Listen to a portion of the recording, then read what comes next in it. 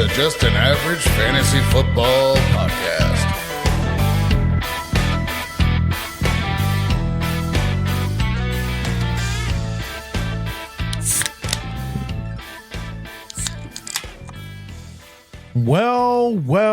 Welcome in to Just an Average Fantasy Football Podcast. I'm your host, Daniel Hayes, with Matt Baker. That's me. That is me. And you can find us at avgffpod.com. You can go there and click on the buttons to go to our socials and to where our podcasts are on Apple and Spotify. You can also listen to us on the website there if you'd like to. You can go to our Podbeam and check us out there. There's a button for that as well.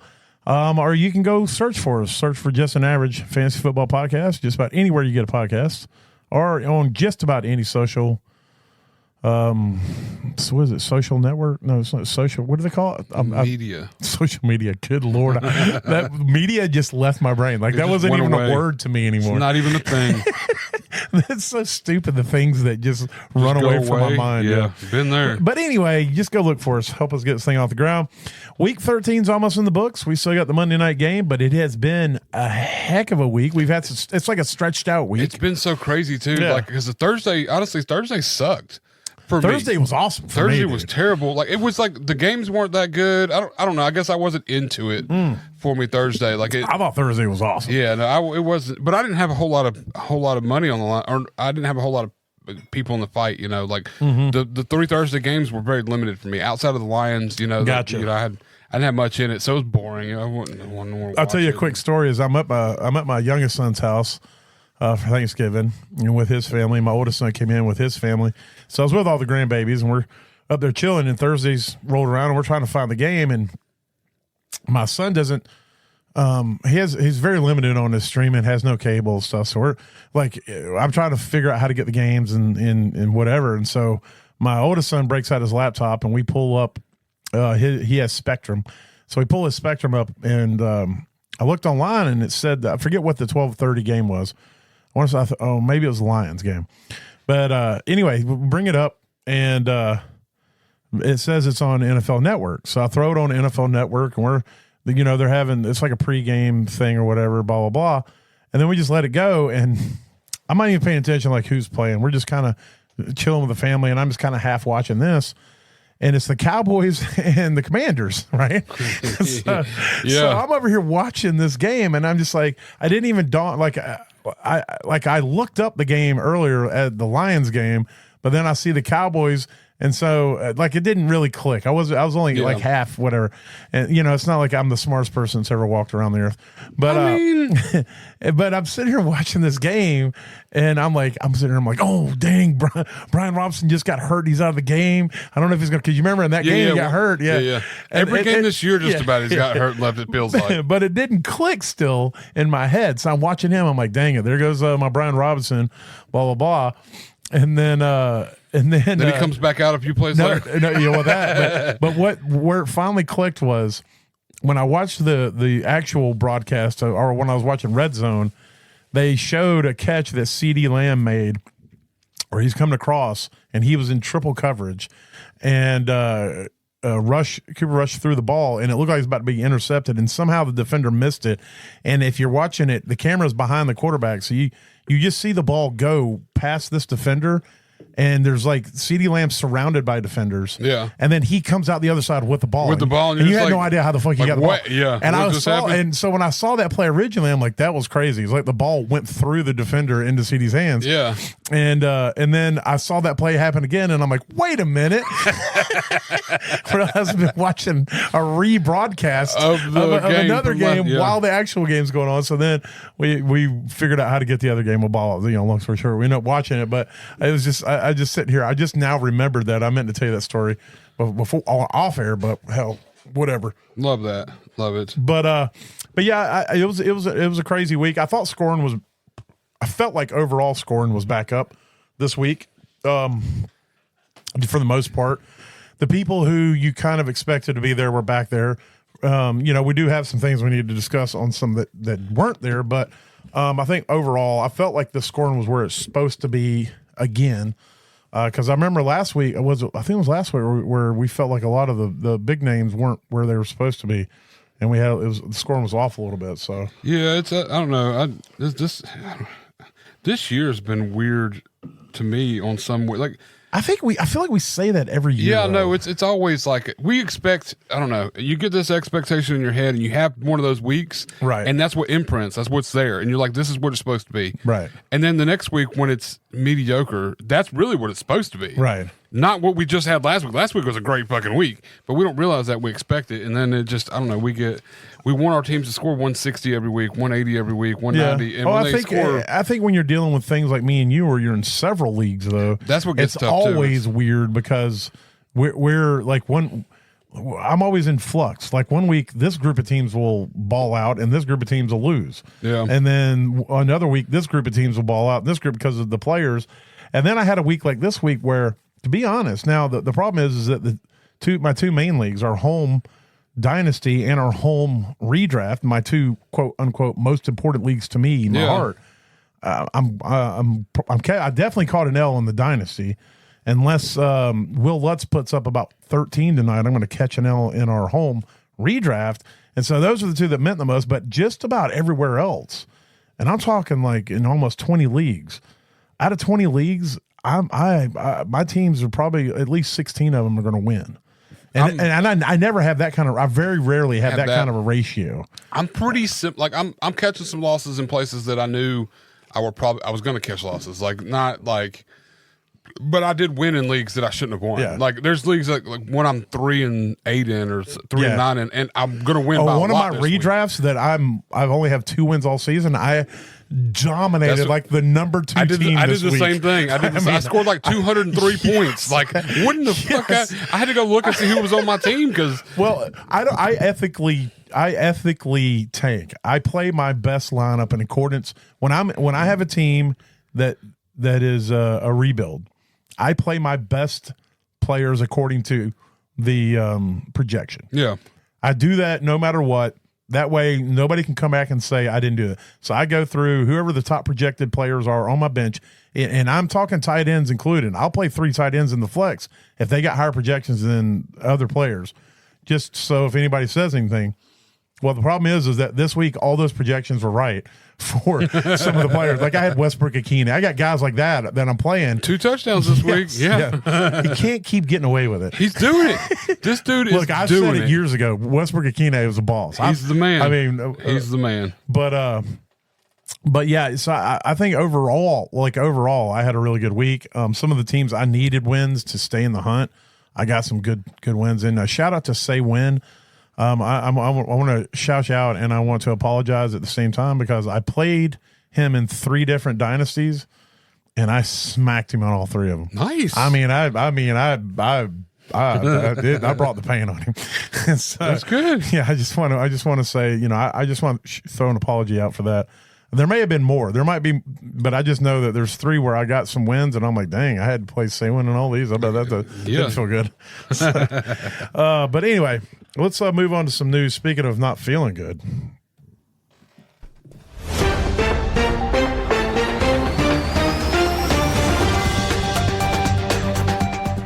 So for anybody who had Jordan Mason, and you're like, no matter what happens with CMC, at least I got Jordan Mason. He's gonna be a stud all season. Well, he's on the IR now. Yeah. And that wouldn't be such a big deal, except that CMC also on the IR for at least 6 weeks. Oh, man. And so Isaiah Garendo, who we're going to be talking about later, he needs to be in your he needs pick to be, up everywhere. Yes. Grab him. Dump. If you don't already have him, you need to do everything you can to get him. Yes. Priority and fab dump. But we'll talk more about that. But CMC and Mason and Jordan Mason both on the IR, so they're going to be done for the season for the most part, at least for the fantasy season. Theo Johnson, the up and coming tight end for the Giants, went on the IR. That was because he saw who his quarterback was and whose quarterbacks were. Yeah, his quarterbacks were. Yeah, if either one of these guys are thrown to me, I ain't playing. Yeah, Taysom Hill on the IR too. And, I was kind of interested to see how the rest of the season was going to go with Taysom and his utilization to finally be getting the quote-unquote touches. Like he's always been a gadget guy except for when he's been a quarterback for a few minutes. And so his touch is always limited, but you're always like, well, if he get more touches, he's going to be a baller. But yeah, he's out for the season. So sucks to see that. Some people you need to be paying attention to come across as questionable so far. Ladd McConkey is dealing with a knee. Josh Jacobs is dealing with a calf.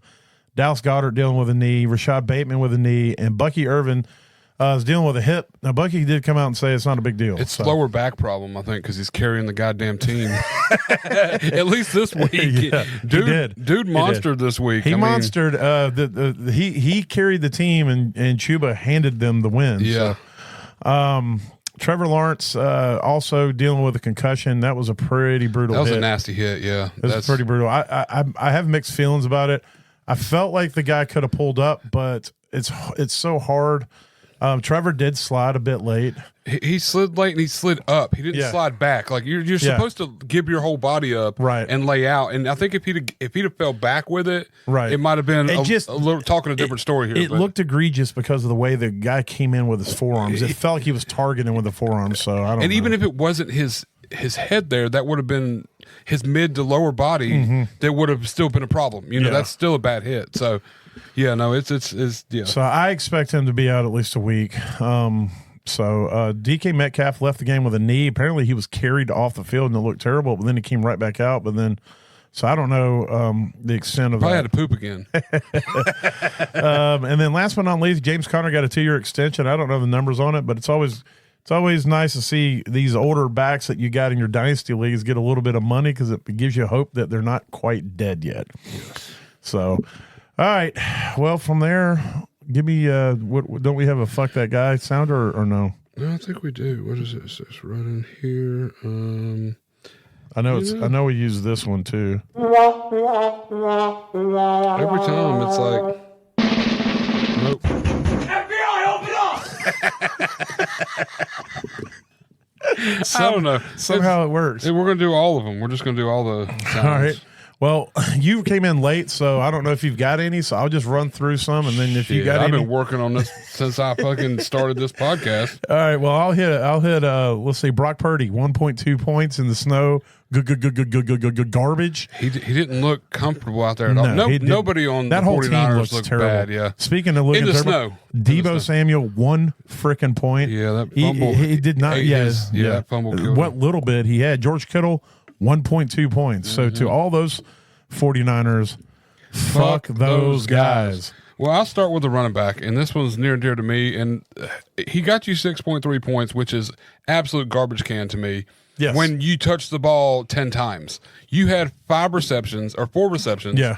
And had 5 carries, which is still low. Well, in fact, he should have had more touches too. And he had 2 fumbles. Oh, he had 2 fumbles that game. I mean, and they still gave him the ball and the touchdown. They said it was a redemption touchdown, give it back to him. But still, that just covered the fumbles. That's what I'm saying. Like that's all it did. And so all you got was your yardage. It's terrible. I was so upset with. So it was Aaron Jones. It was Aaron Jones. Yes, it was definitely Aaron Jones. So 2 Aaron Jones from me. Fuck that guy. All right. Well, I'm gonna do this especially for Terrell. Kirk Cousins, you have turned into a less than mediocre quarterback. Yes, the last 5 weeks have been bad. It's been garbage. So it's not looking good. There's actually talk of Penix coming in. Now I can't imagine they do that because they're division leading and they're still in the hunt and they're still paying Cousins $45 billion and $12 a game. Yeah. So I can't imagine that they give up now. I don't know that Michael Penix coming in as a rookie in the midst of a playoff run is a better option, but he better get it together because if they don't make the playoffs with this team they have currently, it's going to be they're going to be shouting in Atlanta from the rooftops for Michael Penix next year. Yes. So to Kirk Cousins, and I'm going to throw in Darnell Mooney, which is a product of Kirk Cousins. And you might as well throw Kyle Pitts in there just because he's Kyle on the Pitts same don't team. even get rated on the fucking 0. He doesn't Zero. get. So he's bad. not allowed to be here anymore. It's he doesn't so rate bad. it. So to Kirk Cousins and to Darnell Mooney and Kyle Pitts doesn't exist. No, yeah, exactly. Fuck those guys. And I just wanted to point something out while I'm going through this list real quick.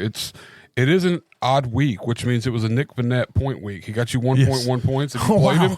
He got 0 points last week. Oh, so we're into week 13 right now, and he's holding true. The pattern said, do not, under any circumstances, play Nick Vannett next week. Next week there's a no Matter play. of fact, if there's a parlay bet that Vannett scores 0 points, you can go over under 0.5 fantasy points. Oh, play the under. Play the under. Definitely play the under. You're going to get that win. You're going to get that win. I'm sorry, I just saw that and brought that one up. But that's hilarious. I do have. Well, we got to mark it. Now we got to have the Nick Vannett the counter. Vannett recap. Because we got to ride it till the pattern breaks. It's such a weird ass pattern. I hope it holds to the end of time. Like I hope in 5 years we're going Nick Vannett. He's on the Steelers now, but he's still hit or miss or whatever. But while I'm in the tight ends here looking, I got 2 of them that I wrote down. I'm sure you probably have a million more, but I've only got Kate 2 more. Otten at 4, I got him. and TJ Hawkinson at 4.3. Those are my last 2. I mean, I mean, the Vikings didn't look amazing out there. A couple of the big guys got their points, and they won the game. That's what really matters. And Kate Otten, same thing. They were kind of all over the place. It was a ground game all the way. Yeah. And they won the game, overtime, blah, blah, blah. But still, either way, you've got 4 points and 4.3 points. Absolutely terrible. You kind of killed us all. So kindly and politely. Yeah, the Kate Otten and TJ Hawkinson. Fuck those guys. All right, I'm going to finish off the running backs and the wide receivers here. So I'm going to hit these 5 real quick. Justin Herbert, you're in a game that everybody expected you to put up points. I guess you didn't have to because of how bad the Falcons were playing, but only 8 fantasy points. That's a killer. Baker Mayfield, apparently the Panthers defense is learning some stuff because they're picking it up these last couple weeks. But you did get that dub thanks to Chuba Hubbard. But in the soft defense, when y'all had 30 seconds left and they let you come back down the field and 2 passes. And even in OT, they were soft too. They just let them run. Bucky got hit that 46-yard run. But, so to Baker Mayfield, 10.2, and then Chuba Hubbard, you've got 1.3, and you fumbled in a crucial time. Yes. I know it hurt you as much as more than it hurt me because you were sitting out there by yourself after everybody left the field. So I know it hurt, but we still got to give you your medicine. Yes. Brees Hall, apparently you have turned into just a less than average running back. I don't know what's going on with you. Maybe you're dealing with an injury we don't know about. But he doesn't have a quarterback, really. So yeah, 4 fantasy points. And then Kenneth Walker had a bad week, 4.6 fantasy points. So to Herbert, Baker, Chuba, Brees, and Kenneth Walker, fuck those guys. Yeah, no, that's. Do you have any more? Because I got a whole passel of wide receivers I can run through. I mean, I was looking now to see where one of them ended up. I mean, he ended with an injury, so I don't really want to put him out there with CeeDee Lamb. Yeah, I got him on the list, but he played almost 70% of the snaps. Did he play? Okay, and he had 6 targets and only 2 catches. And I know it's I don't know what the Cooper targets Rush, were like, but it's Cooper Rush targets. So we'll give him a little bit of a fuck that guy. Yeah, and then I got Tank Dell. Yep. In a one-catch situation. I mean, C.J. Stroud didn't look that great either out there. Another team Go ahead that and was throw kind Amari of Cooper because they're right there together. Amari Cooper threw a passing touchdown. So nope. He should have got the passing touchdown, but he didn't. So he should have. I did want to talk about that. And it was always under my impression that if you threw a ball to a person and they caught it, they get the catch and the yards up to that point. And then if they lateral it or hand it off, then from the point where they get the lateral forward, they get a rush. But apparently it's not. Because the Josh Allen got the receiving touchdown for that. So he got the passing and receiving touchdown for that. So he got it in one play. He passed it to Amari. Amari pitched it back, and then he ran it in. So my guess is, and this is strictly a guess, I have done 0 research. Yeah. But my guess is if I throw you the ball and you advance it, say I hit you with a 5-yard pass and you run 5 yards, and then if you lateral it to somebody else, I think you get a 10-yard pass reception. Well, you don't get the reception. No. You just get the yardage. No. I think you do. I'm saying if you advance it. See, Amari Cooper didn't advance it. Oh, okay. So you're saying Amari Cooper gets the reception? It was almost like a hook and ladder. He caught it and pitched it. And the yardage. And I don't think Amari Cooper got anything on that play.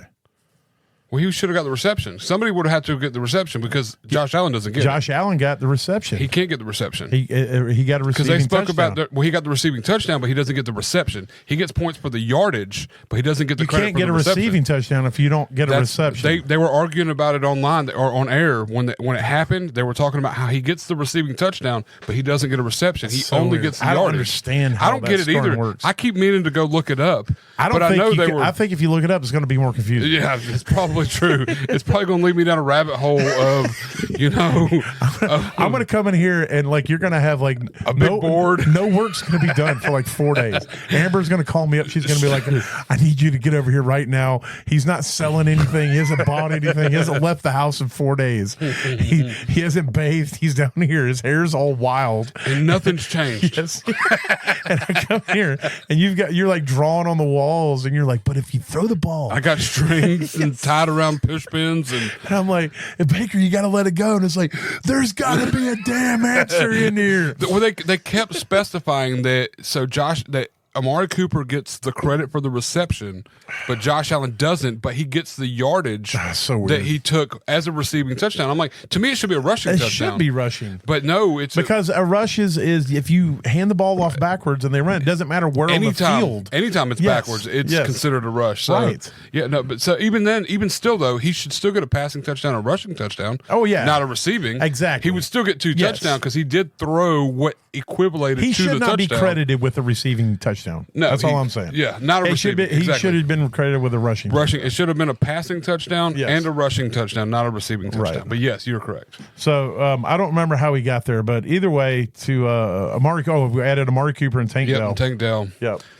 Fuck those guys. Yeah, fuck those guys. All right, I'm gonna hit 4 more, and then I got a special shout out of one. Okay. On a very personal level. So Cooper Kupp put up 3.2 trash.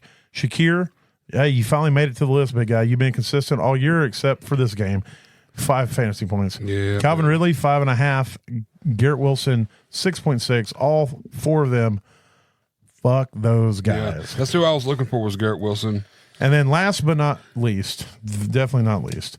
So we go into Sunday night's game. I'm playing my dad in our home league. And it's a close game. I might have talked a little smack earlier in the week about how I was gonna beat him. And so I don't ever talk smack, and this is why. Because it never works well. It never works in my favor. I was feeling a little froggy. Yeah. And so I had Keon Coleman in my lineup.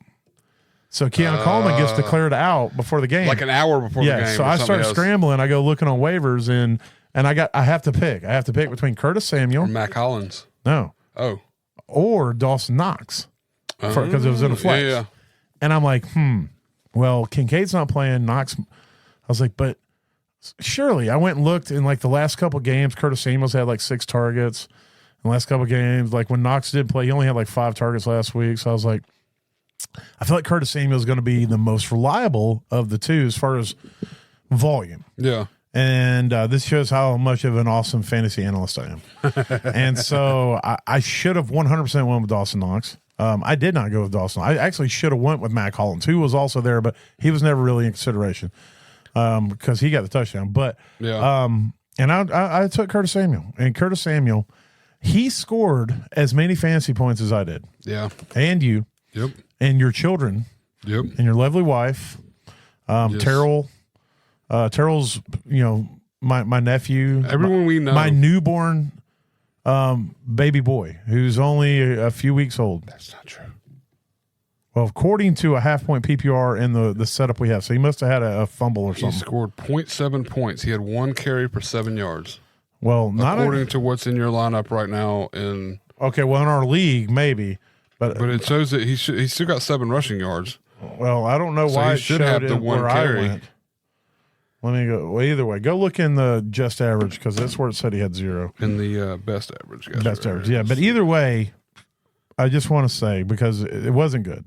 No, it wasn't good at all. It was horrendous. It was bad, and unless Will Lutz, like I said, gets me 13 points, because hey, if he had just got me 5, I would only need 8.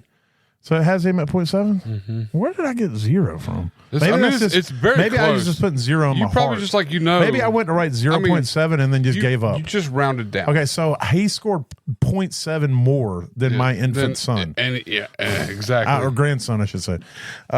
So I just want to say to Curtis Samuel, fuck that guy. That guy. Yeah. That's the one. That's the guy. Because if I catch an L this week, it's going to be on his shoulders. I went when they said Keon Coleman was out. In not mine. It's not my. It's not my fault. Because I didn't play Dawson Knox. No, it's on Curtis Samuel because he didn't do what I thought he should have. He should have done, yeah. I picked up Mac Hollins because I went and looked and noticed it was going to be a super snow game. Knox wasn't available in the league. I needed him. So it was either Mac Hollins or Curtis Samuel, and I grabbed Mac Hollins just because that dude's a freak. And yeah, you see him walk into the game barefooted in the snow. Good Lord, that so guy. I was like, if anybody's going to be able to compete in this weather, Mac Hollins might have a shot at it. So I just dressed as a mad scientist. Take that shot, see what happens, and all right, hit that kaboom because we're going to hit on these top performers. Right there. Oh, you got a different one? Oh, that's right. It don't work. There it goes.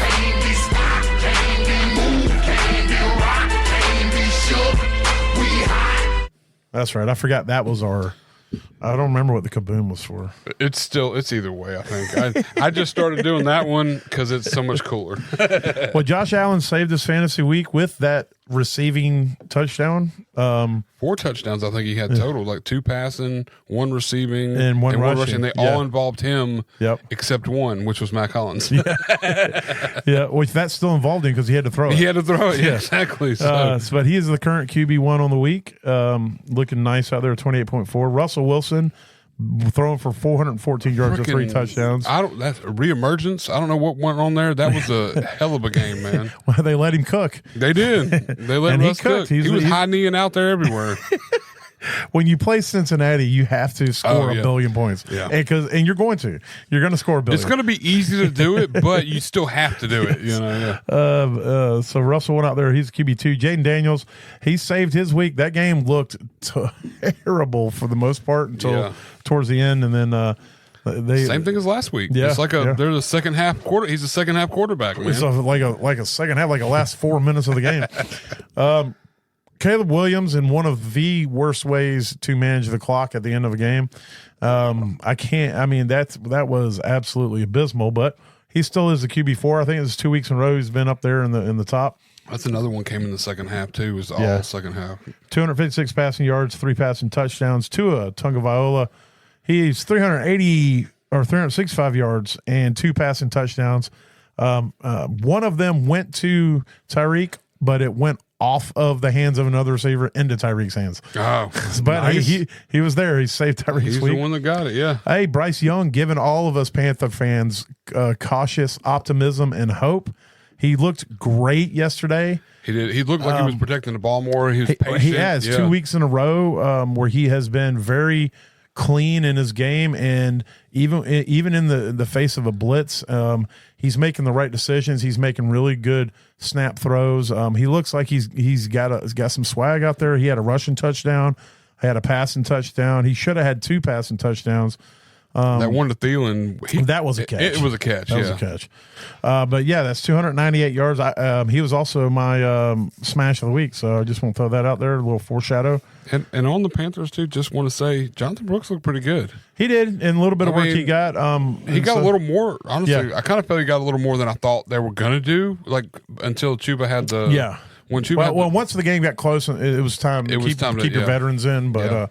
But yeah, he looked good, and I think they're going to start working him in a little bit more. I think it's going to become more of a committee down the stretch. Yeah, a couple angry runs, a couple nice, especially if Chuba fumbles a couple more times. Exactly. Lamar Jackson, QB7, currently on the week. Another one that kind of saved it on some garbage time. He had like that long ass run at the end where nobody wanted to tackle him. 44 yards or some shit. Yeah.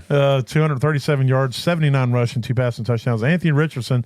Only had 109 passing yards, but he had 2 passing touchdowns and a rushing touchdown. Drake May with sitting at the QB9, 238 yards and a rushing touchdown. And Mac Jones coming in to salvage. They still caught that L, but Mac Jones might be the better quarterback for them right now.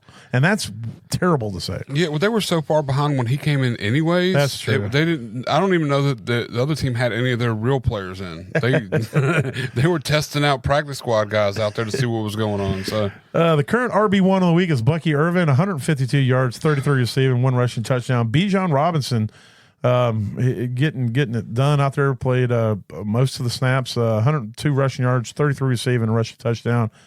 Najee Harris, he did it in both ways, rushing and receiving, 75 rushing, 54 receiving, and a rushing touchdown. RB3 in the week. RB4, Joe Mixon finally getting back in the swing of things after an off week. 101 rushing yards, 18 receiving, and a rushing touchdown. Rico Dowdle, I mean, they got that dub against the Giants. I mean, it's against the Giants. I get it. It's not pretty, but he got you some fantasy points. But I will say the Giants defense isn't a pushover defense, but he got you 112 yards. They're finally using him the way he should have been used since the beginning of the season. Mm-hmm. He got a rushing touchdown. Josh Jacobs, 43 rushing, 74 receiving, and a rushing touchdown. James Cook in the snow.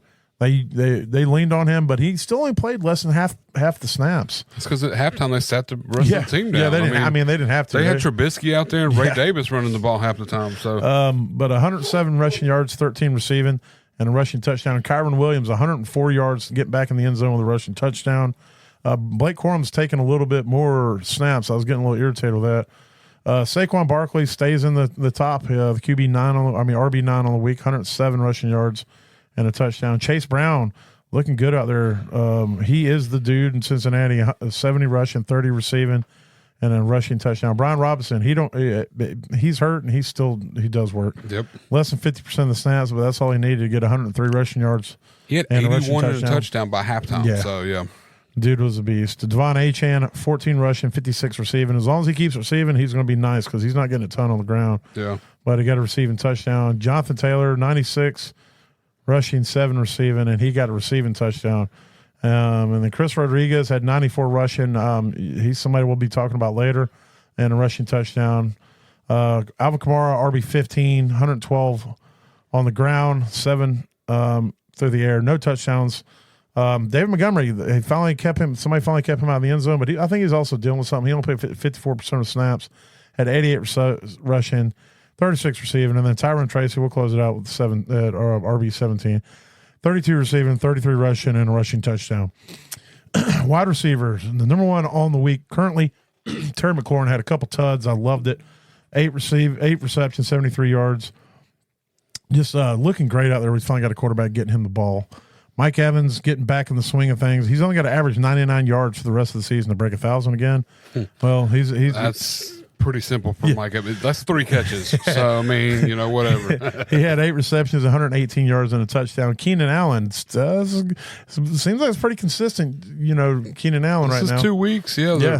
Big weeks. Yeah. 5 receptions, 73 yards, and 2 touchdowns. Parker Washington, he should have been on fuck that guy because I picked him up everywhere whenever people went down, and then he didn't do nothing. And then this week he had 6 receptions, 103 yards, and a touchdown on 12 targets too, which is interesting. I mean, that's a lot. Very interesting. A lot of targets. Yeah. Adam Thielen, 8 receptions, 99 yards, and a touchdown. Old man just getting it done. DJ Moore it seems pretty consistent here of late. That DJ Moore, you can trust him. Wide receiver 6, 8 receptions, 97 yards, and a touchdown. Westbrook-Ikine, hey, he don't need much to get it done. I believe in the last 3 weeks now, was it 4 weeks that he's scored touchdowns? How far? It's been more. Gotten one. The last 3 weeks, he scored 4. I mean, he's got 1, 2, 3, 4, 5, 6, 7, 8 touchdowns in the last 8 weeks. 8 weeks. 8 weeks. He's got 2 this week, which offset the 1 week he didn't get a touchdown. Right, and the most receptions he's had in a game in those weeks is 5. And he's averaging basically barely 2 or 3, but he's like, I don't care. Still scored you double digits almost every single week. He only caught 3 balls in this last week off of 8 targets, but 2 of them were touchdowns. So it's basically run down the field. We're going to chuck it to you, and then hopefully you'll catch at least 1 or 2. Just remember, Levis is the one throwing the ball, so only some of them are going to be within reason. Yeah. But the thing is he's playing 100% of the snaps every game. So he's out there the whole time. Yeah. So he's definitely at some point you expect the regression, but with all the wide receiver IRs and everything we've dealt with Ayuk and Olave and all these big guys. Had you picked this guy up at, say, week 9 or 10 even, he might even be available in a lot of places now. But, I'm sure he is. But still, had you picked this guy up, he's an easy flex play to me from here on out. It's been so much consistency. The problem is that he's going to I don't think he's going to continue getting touchdowns every week.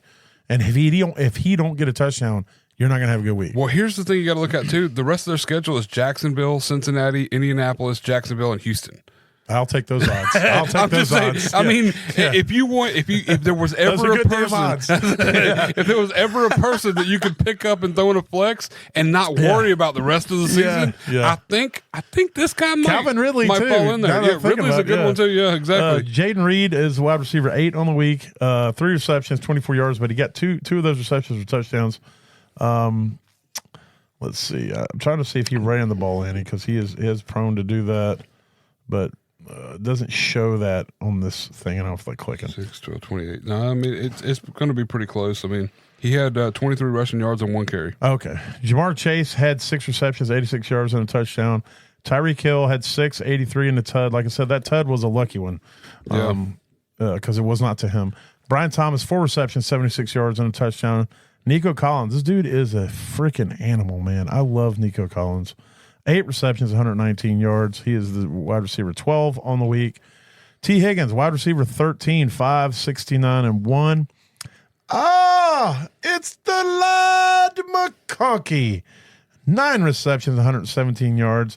I just wish this dude was a couple inches taller and about 20 pounds heavier. He could get all the touchdowns and not be hurt as much. Yeah, because he's dealing with something. Every time he gets tackled, I'm like, please don't be dead. But he gets right back out on the field. That's what's crazy to me too. Like he's super tough. He's got it.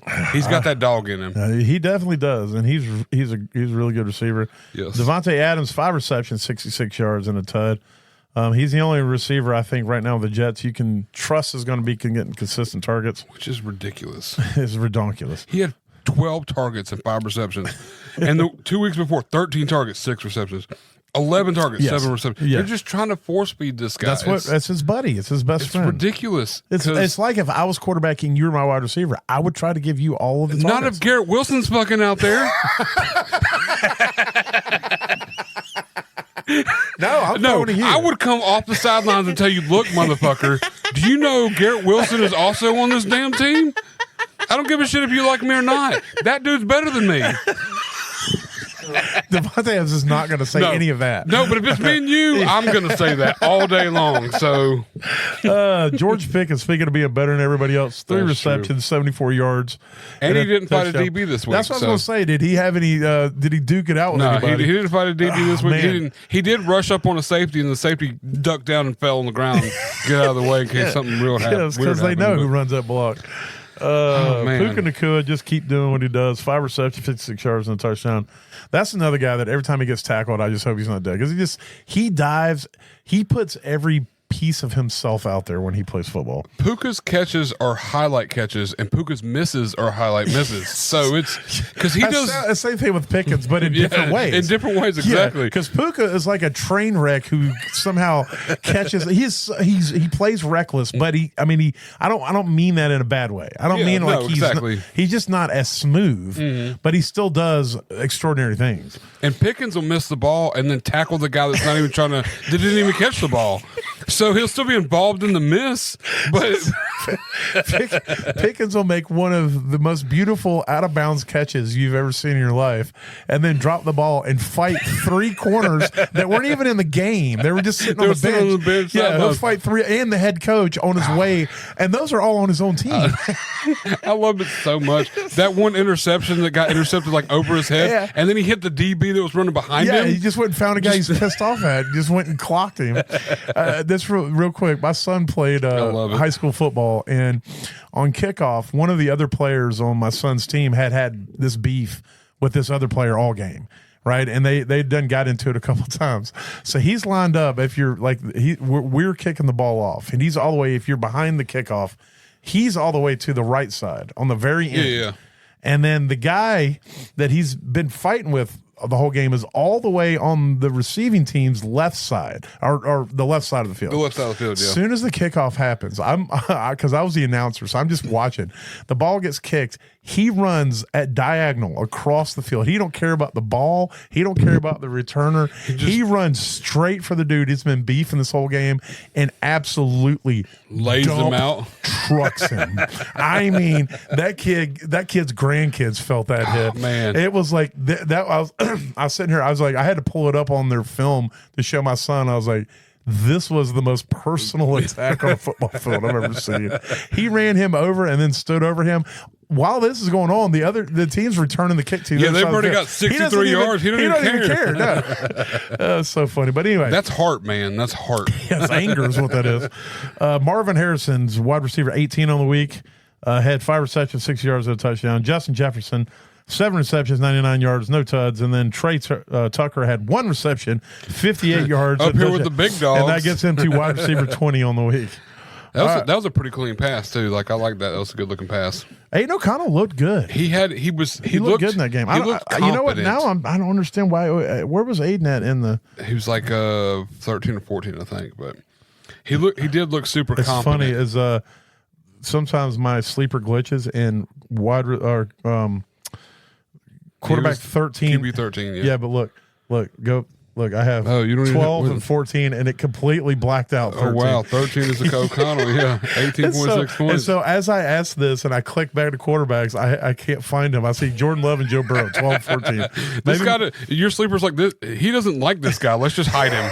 He doesn't want to see his face or his name. Either my phone's superstitious, and it's like there's no 13th. Yeah, there's no third. Yeah, you don't get 13 at all. All right, let's hit the tight ends real quick. Brock Bowers, man, that guy is amazing. This is my biggest regret. That's all you really need to say, really. That kind of wraps up the tight ends 10 at this moment. receptions, 140 yards in a touchdown. That dude, you know how bad it is playing against him, and every time the ball's thrown, it's going to this guy, and you know he's going to catch it. You know it. You know he's going to catch it. It's like early Kelsey. When Kelsey was young, and you knew every time Mahomes dropped back, you knew he was throwing to Kelsey. And every time he threw to Kelsey, Kelsey was wide open. Every time Brock Bowers gets the ball, for the most part, he's wide the fuck open. Even if he's not wide open, he still gets the ball. He made 2 one-handed grabs that were insane. I love Travis Kelsey. Brock Bowers is infinitely more athletic than Kelsey's ever been. And Kelsey was very athletic as a tight end. Brock Bowers this dude is big, but he's got wide receiver skills. Like his ability to catch the ball, his ability to run routes, his speed, his athleticism at that position.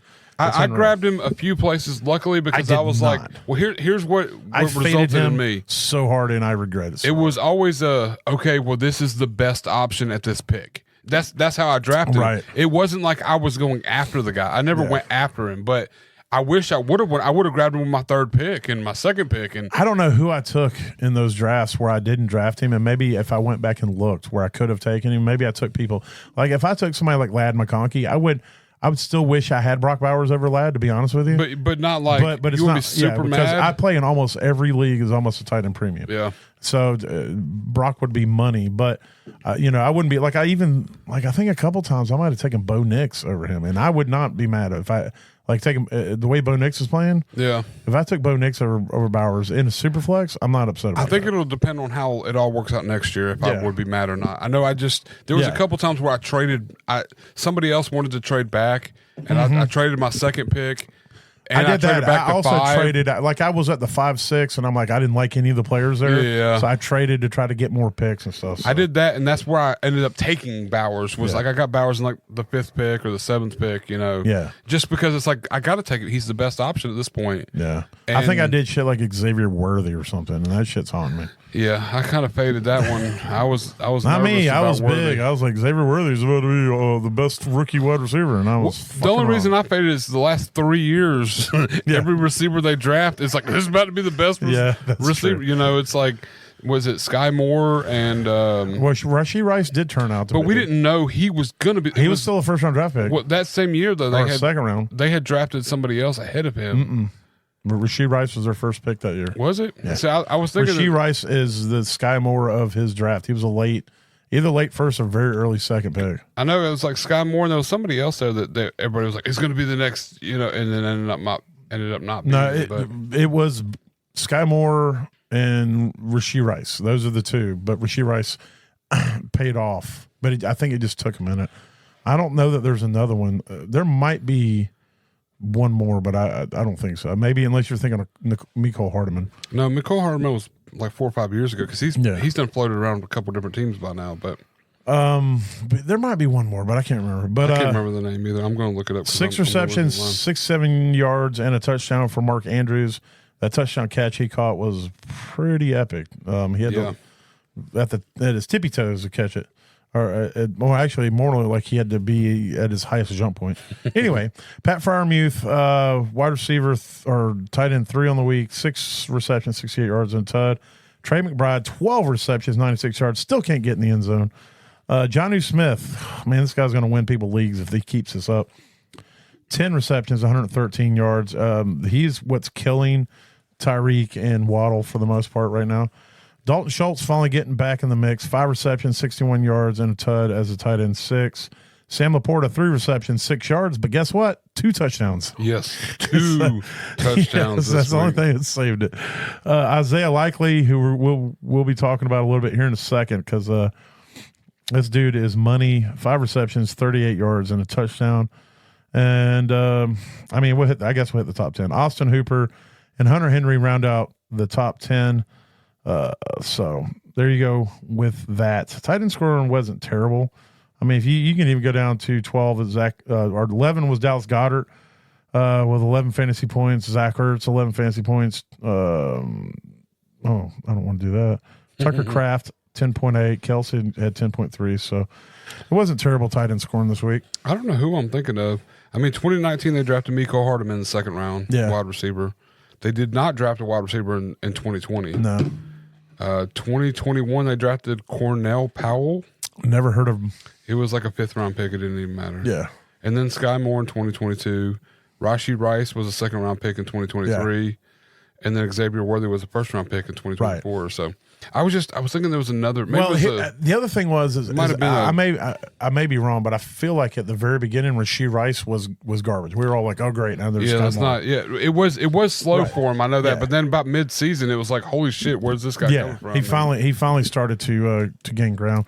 But unlike what Sky Moore never figured out how to do that. Yeah, and it could be one of those where it's like they traded to get somebody, or they got somebody off waivers that we thought was going to, like, we were all excited about Hollywood until he got injured and shit, Speaking of that, I forgot to mention the news. Hollywood apparently is seeing a specialist and may start practicing this week. I don't know what that means, but all right. Maybe. Let's hit on the toast or roast.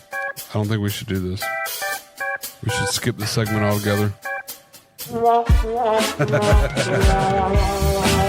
My time was a bit off, but yeah, it still worked. All right, well, I'll go ahead and kick it off with my streamer. Now, remember, these are streamers, so we don't just you gotta. I think it was okay. I had Stafford. Now, I will admit, I thought Stafford was going to really smash this week. He did not smash, but he got you 15.6. If you were playing a streamer and got 15.6, that doesn't kill you generally. Yeah, it's definitely not a league winning points, but it definitely it's not, I don't think that kills you, so I'm not going to take it. I'm not going to get either. That's just middle of the road. Let it go. Yeah. Schoonmaker, I get a little bit of.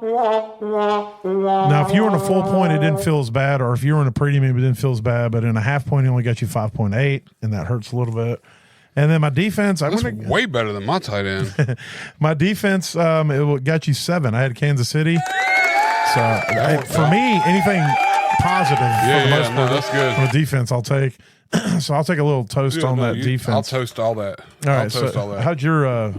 So my defense was horrible. It wasn't horrible. They got you 3 points. I thought they would do better, and honestly, so we'll give you a little better. So it was the Texans against the Jags. I thought they would do better too. So and now if you would have taken out like the garbage time or whatever, where they were up by 21 going into the half, so they started laying back. Maybe it would have been different, but even still, 3 points, it still would have hurt you. My tight end is garbage. He shouldn't even be in the NFL. It's Kyle Pitts. I mean, it should have even worked out. I need the most womp-woms as forever. This is how we will finish the podcast.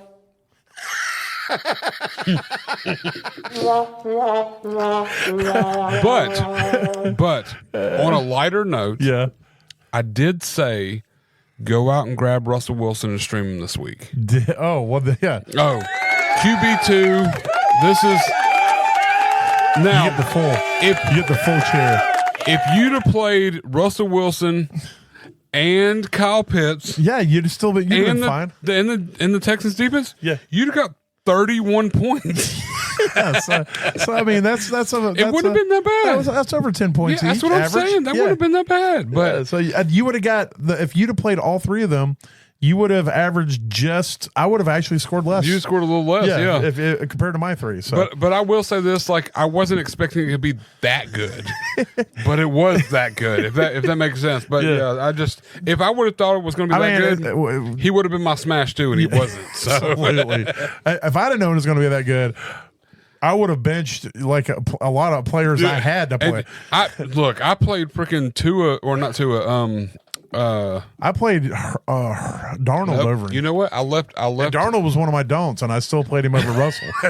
I left Russell Wilson in over T-Law. So I would have done that. Yeah, I did. Even if T-Law was 1,000% healthy going into this game, I would play you at quarterback over Trevor Lawrence at this point. If you give me Garrett Wilson, I'll do it. And George Pickens on the same team, I don't even have to worry about being a good quarterback. No, I can just throw it near them, and they'll figure it out. The problem is that you got to be able to. It's going to be like, all right, guys, don't go over 10 yards and don't go outside the hash mark. Exactly. Well, here's the cool part is, like, any NFL team could afford to pay both of those, and still have me as quarterback, because I'm gonna be cheap as shit. Yes. $300,000 a year, and I'm your quarterback. Whatever the league minimum is. That's my until pay. I get hit one time, and then I'm done. I think I could take 2 hits. Depends on who's doing the hitting. Yeah, that's true too. If Myles Garrett comes through there, or T.J. Watt, no. I think if I signed up Khalil, I'll be the Tyler Lockett of quarterbacks. Or if I see it, if I get to see a guy almost, I just drop down. Yeah. Trust me, Aaron Donald will come out of retirement just to tackle me. I know it'll happen. They'll be like, "Who is this guy?" And I'll just get my back's hurting from it. All right. So my quarterback smash of the week is the QB6. It is Bryce Young. Way better than mine. Scored 23.6 fantasy points. I went out on a limb. I felt good about it, and it paid off. That's a good payoff. I like that. He's working his way up. All right, who's your QB smash? I don't want to talk about him. God. I picked C.J. Stroud against Jacksonville's shoddy defense, and he did not do anything good. He didn't. He did not. He managed enough to keep Nico viable. Well, and that's it. I stacked Stroud with Nico for my DFS. And thankfully, it didn't kill me. He QB 24 on the week. 14.4 points in our scoring system. So, I mean, that's not a smash at all. That's not even close. So I will not take any praise on that. And this will be the last time you hear me say C.J. Stroud. Okay. In general, if anybody says, I'll just say the Texans quarterback. He should have actually been on fuck that guy. I feel like he should have been. Let's go ahead and just say to C.J. Stroud, fuck that guy. I just feel like he's so much better than what he's done the last few weeks. I don't know if everybody's figured him out. Well, no, Joe Mixon. And Mixon's just he's so good. He's a ground guy. He doesn't need to be that downfield thing. They've got that run game, and they got Joe Mixon. Well, they're 2 weeks back with Nico, who is their downfield guy and all that stuff. So I think it's Joe Mixon. I think a lot of it's Joe Mixon, and their defense has stepped up too. Yeah, that probably makes a big difference. But still, fantasy wise, I'm done saying C.J. Stroud. So, all right, well, who's your running back smash? Running back was Bucky Irving. RB1 on the week. Yeah. And I think he finishes it that way. I don't see anybody tonight that's gonna outscore him. I really don't. Like he had a Can Will Lutz play running back for Denver? We can only hope. God, that would be great. Maybe Javante Estime and McLaughlin can play kicker. Yeah. And the three of them, we don't know who's going to kick the ball. Might get half of what Bucky got. That's true. That is true. All right. That's only if they all play 100% of the snaps. I'm not going to take a full-on cheer because it wasn't a smash, but it also wasn't a terrible. But my running back smash was Tyrone Tracy at Dallas. He was the RB17 on the week. It's 13.5, so I'll give a little bit of. It's not terrible. Yeah, so, a little bit. I'll toast it a little bit. Now my wide receiver smash is a full-on. Ooh, really? Ooh, doubling up? Tripling up? I could probably do more, but we'll just stay with triple for now. Okay. Tank Dell, wide receiver 76 on the week. 2.8 fantasy points. One reception for 23 yards. Yeah. It was a great catch. It's a great throw. I'm done. As a matter of fact, as much as you won't say Stroud's name, I'm not going to say Tank Dell anymore. I've tried this several times this season. And it just hasn't worked. It hasn't worked. When it should, it's I keep expecting it to go back to what it was last year, and I think it's done. I went similar. I went Nico as my smash. He got wide receiver 12, 15.9. He's definitely a smash. But I mean, it's one of those where it's like, I don't know, like I don't feel good about it because CJ Stroud did so bad. Like, does that make sense? Like, I feel like if your quarterback smashes, your wide receiver smashes, your quarterback should kind of be. I think it's because you picked CJ Stroud though. Had you picked Russell Will Wilson Levis as your or smash, and you picked Nico Collins as your smash, you would be so happy about Nico Collins. I would be gold. Yeah, I guess that's what it is. It's got me all messed up in the head. Who's your tight end smash? TJ Hawkinson. So we're not going to talk about that at all either. Oh yeah, I need as many you got against the wide receiver against my tight end. So. And yes. Well, my tight end smash was Travis Kelce.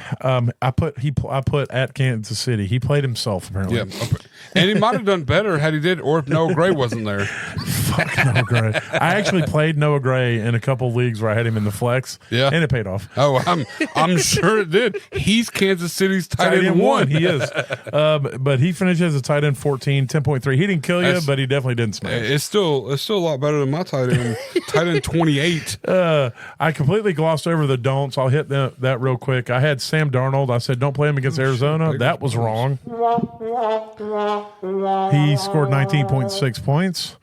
But I hit on the rest. I said don't play any Chicago running backs against Detroit. And the only one that scored any fantasy points was DeAndre Swift. He scored 8.4. So that definitely is not going to win you any weeks. So I'll go ahead and take that. And then I said as far as the wide receivers for Baltimore, I said don't play any wide receiver but Flowers. And you probably didn't want to play Flowers because it was pretty. The highest wide receiver that wasn't Flowers scored you 1.4 fantasy points, and Flowers only got you 8.6. So Philadelphia is still shutting down wide receivers, so I'll take that. Not bad. And did you do your don'ts or did you forget? I'm doing Baker's bottoms right now. Or your bottoms. So I'll start with my tight end. I said grab Noah Gray, owned in 6% of leagues. Got you 7.8 points. Yeah. I then said, which I know this will work out, but only because of one catch. So, and I'm fine with that. It doesn't hurt my feelings a bit. Said I don't care who starts at quarterback, play Trey Tucker.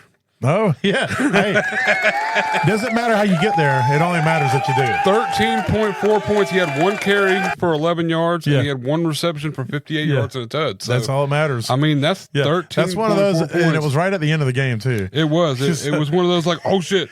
Yeah. It did happen. If you played him the whole time and you did it because Baker suggested it, the whole time you're cussing him until he catches that bomb touchdown. Until it happened. Yeah. All you need to know is it's going to happen. Just be patient, young grasshopper.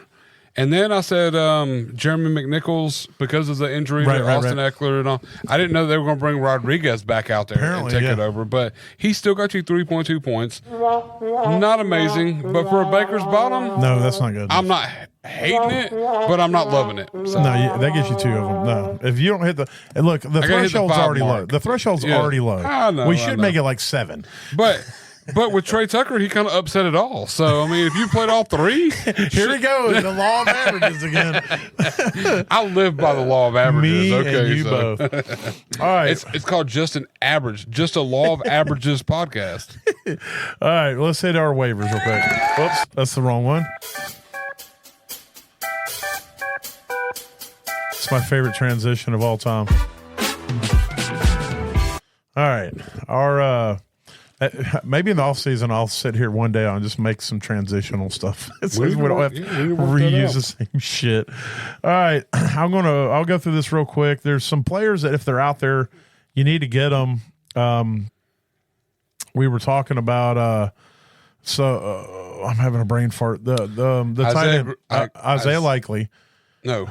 Well, he's Garendo. Well, no, we're not getting there yet. Okay. I'm just talking about people that are probably widely rostered. I'm not talking about. So you need. There's some players like Isaiah Likely you need to look for, see if he's out there, especially with what's going on with Deontay Johnson, who's trash. Rashad Bateman's probably going to miss some time. And so that means that they're going to be looking for another receiver. And as soon as Bateman went out, it was Isaiah Likely. So that's true. You need to be looking at him out there. I don't know what his percentage is. I just want to mention that. The number one waiver grab of the week is Isaiah Guerrero. If he's out there, you need to dump everything to get him.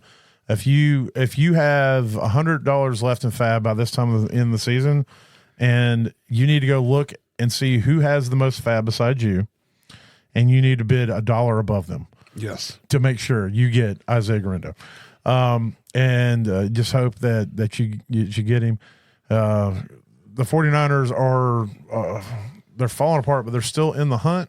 So probably if you just hope that the 49ers stay there. But I think even if the 49ers get knocked out, Guerendo's still going to be utilized because he's a rookie. He's going to be used more, I think. And do me real quick, favor real quick. Go look and see who. I don't even know who's going to be behind Guerrero, unless you already know this. I meant to look it up before the podcast, and I completely forgot it.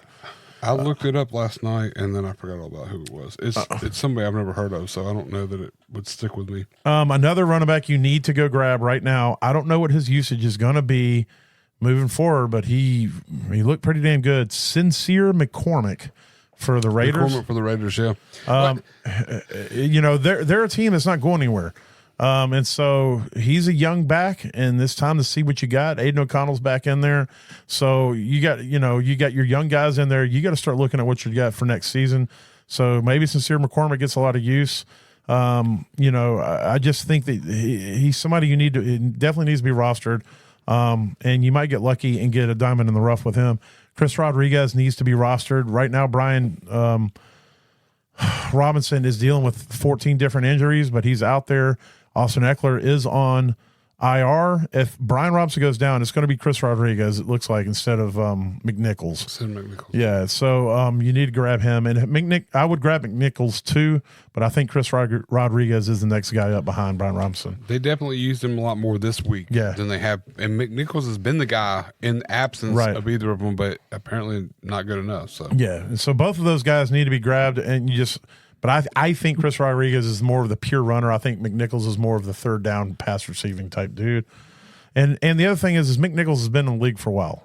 Rodriguez is still a young guy. You don't know what you got. So, he's more of an unknown, which to me is a better thing at this point, kind of like what Sincere McCormick is. We know what Madison is. They, for the most part, know what Zamir White is. Yeah. McCormick could be something special, or it could just be nothing. And they said something about he came into the league, he was drafted, and then went straight on the IR. He's been dealing with injury and stuff early, so they haven't seen what they can get out of him. So, but Guerrero is he's the grab of everybody. Yeah, definitely grab Guerrero. If Westbrook Akine's out there, you got to roster him. Yes, he needs to be on roster. This dude's a touchdown machine. He's playing 100% of the snaps. Adam Thielen needs to be rostered. He's still a favorite target of Bryce Young, and even though the Panthers aren't playing for the playoffs, Thielen's going to be out there for the rest of the season if he's healthy, because he helps Bryce Young be better. And right now, the Panthers need Bryce Young to keep advancing, to keep growing. Yeah. And so they're not going to stick him out there with just rookies to let him fail. They're going to keep Adam Thielen out there being what he is, that veteran presence to help him continue to grow as a quarterback, because I think this offseason, they don't want to have to go get a quarterback. And the way Bryce is playing, they want to keep that confidence up. So I'm not worried about Thielen getting benched for any reason. What are you looking at? So either you go grab I know his name. So Patrick Taylor Jr. is on the practice squad for the 49ers, because Elijah Mitchell is on the IR. He's on the IR, yes. I knew that. So is McCaffrey, and so is Mason. And Mason, yeah. And so Guerrero is the starting guy, or Juszczyk. Those are your two guys. So, they're going to probably bring up Patrick Taylor. Or they may sign somebody, so that's another thing. That's another thing. Watch out start looking for who could be right. Fat Lenny, I think, is still out there. Yeah. I mean, I hate to say that, but there's Cook could still be signed, because he got bumped back to the practice squad. Yeah. So I don't know that they go after those guys, but maybe. You don't ever know. You just got to keep they think that these people have anything left, and they have a shot, there's a chance they might. But I don't know. I don't know who this Patrick Taylor is. That's who I was looking at last night. I've never heard of him, but last year or the year before, but he's a late round pick. He was last year, but he's not done much. 7 carries, 3.6 yards a carry, but it's been. There's very another limited, guy that they could limited. go back and get. the dude they drafted last year, but now I think he's on Philly's practice squad. Oh my gosh. Go look at Philadelphia's depth chart. I got you. It's going to be a guy way at the bottom. I want to say he's got a hyphenated or two last names. But let me run through these real quick. Cedric Tillman needs, if he's out there, you need to go after him. MVS needs to be. He's going to be a pretty good play for the rest of the season. David Moore seems to be getting targets from Bryce right now, and then Brandon Cooks. There's a chance Brandon Cooks is out there. He came back and immediately fell into a pretty decent amount of targets. You got a touchdown. So, did you find the Phillies depth chart? I'm looking now. Because this is going to drive me crazy. But he played for them last year. He was a draft pick of theirs, like a third or fourth round pick. And then they cut him, but he knows the system. And if he's on a practice squad, they could just go get him. I'm pretty sure he's on Philly's practice squad. He might have been cut. I don't know. Price. Thomas Price? Tyrion Davis Price. Tyrion Davis Price. Yeah. Yeah, so he's somebody that would be, I'm not saying go out and grab this guy, but that's somebody they could target because unless he he's might know a little about he definitely knows their system. Yeah. And like I said, Shanahan drafted him, so and he's fast. So there it is. There's your waivers. And then I'm going to hit my streamers. Did you do your streamers? Of course I did not. Okay, well, I'll hit mine real quick.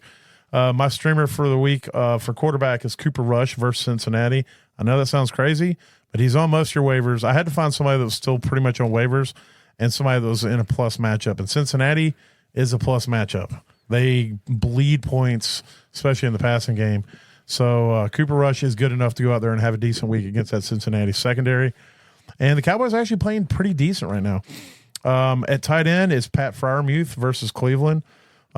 Cleveland bleeds points to the tight end, and it looks like Freiermuth is finally getting seen by Russell. And then my defense streamer of the week is the Saints at the Giants. I just like to target bad quarterbacks and opportunistic defenses, and I think the Saints defense is fairly opportunistic. And so do I need to keep vamping until you get done with it? No, I'm going to go. This is on the fly. Yeah, this is totally on the fly. So I'm going to go with, I'm pretty certain he's not going to play. Let's go Mac Jones against the Titans. Yeah, that's not bad. Crazy enough, but that was actually not against the Titans. Well, are they playing? They're playing the Titans. Yeah, next that week. was in consideration for. I mean, I know their defense has been kind of stepping it up, but at the same time, they're just garbage team all the way around. So there's going to be a lot of like garbage time through the whole game. I think. Tight end wise, I don't know what just happened there. Okay, I'm gonna go. Tommy Tremble against the Eagles. Yeah, that would. There's a chance Sanders comes back, so I would say either Sanders or Tremble. Yeah, I don't, whoever starts with the injury he had, and I was reading an article yesterday about he's looking good and coming back and all that stuff, but I still think I don't know, kind of nursing him in because it was right on the top head injury. So I don't know. And Tremble got targeted like 37 times this last game. Trust me, Tremble was my DFS play. He definitely got targeted. So I mean, I think versus the Eagles, and the Eagles are one of those teams that's like their defense is super good, except kind of underneath a little bit. Yes. So it's going to be one of those slot receivers and tight ends are where you make your money. Where you're going to make Eagles. And then I want to give a bonus one before you do defense. Yeah, no. I don't know who's going to be playing tight end for the Cowboys, whether it's Schoonmaker or Ferguson. Ferguson's most likely rostered, but there's a chance because he's been hurt that he is on waivers. So he's somebody you need to look at if he's going to play against Cincinnati, because I think either tight end's going to get 10 targets in that game. Okay. Whoever starts of the two. And I think Ferguson's going to be back this week. But like I said, there's a chance if there's no IR spots, there's a chance that Ferguson's on your waivers. They're probably owned. Saints defense is probably owned, right? Saints? No, that's who mine is. Oh, yours Saints is against the Giants. No. Oh, well then I'll go with something different so it's not the same. Let's go with the Dolphins against the Jets. Okay. All right. I mean again, targeting shitty quarterback play. Yeah. There's definitely plenty of that to go around. Yeah, exactly. So I'm going to go with the Dolphins. These are my streamers. So all right. Mac Jones, Tommy Tremble, and Dolphins. Well, there it is. We're going to go watch Monday Night Football. Hope you get all the wins you need, unless you're playing me. And we'll talk to you hopefully tomorrow. Yes. Just know that if anything we say or do helps you get to that average placing in your leagues, then we did our job. Because if you finish average, you don't finish last. That's true. So we'll talk to you guys tomorrow. Later. Hold on. Holla.